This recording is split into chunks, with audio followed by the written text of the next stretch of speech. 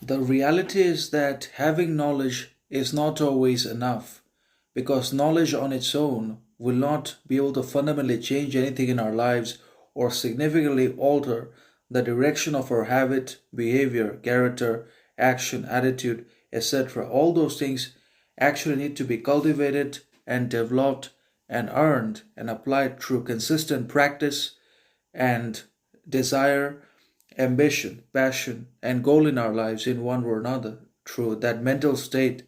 So, that is the thing we need to try to understand that having a whole lot of knowledge in our lives is not always enough on its own, and also being tremendously, invincibly knowledgeable, wise, intelligent, reasonable is also quite limited, finite, relative, anyways, because it directly impacts our ability to find meaning and happiness in our lives because they negate and fundamentally destroy the capacity for reciprocity and organic relationships and trustworthy friendships and for the enjoyment and experience of other vital, significant, and imperative emotions and feelings in our lives is also gone. It's vanished because we're too reasonable, knowledgeable, wise, intelligent, doubtful to basically be able to enjoy, embrace anything in life at all which happens or which does not happen.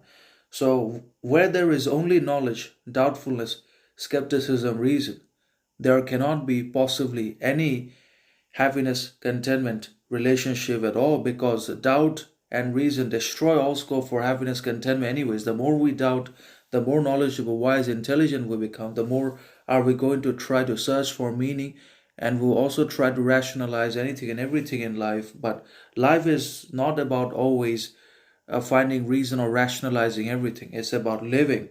And if we're not able to live without thinking, without hesitancy, if we're not able to live life without the application of reason, rationalization, then we're done anyways in one or another. So knowledge has to have justice. Knowledge needs to be backed and characterized by character, behavior, emotion, sentiment, reciprocity, and equality also. Because if we cannot apply, exercise our knowledge and our being knowledgeable without being just, fair, moral with our others, if we do not have justice, equality, fairness, freedom in our behaviors, interactions with others, then that is cunning and that is not really wisdom at all. That is cunning, that is cleverness, but that is not wisdom because wisdom considers everyone. Wisdom considers the perception of everyone.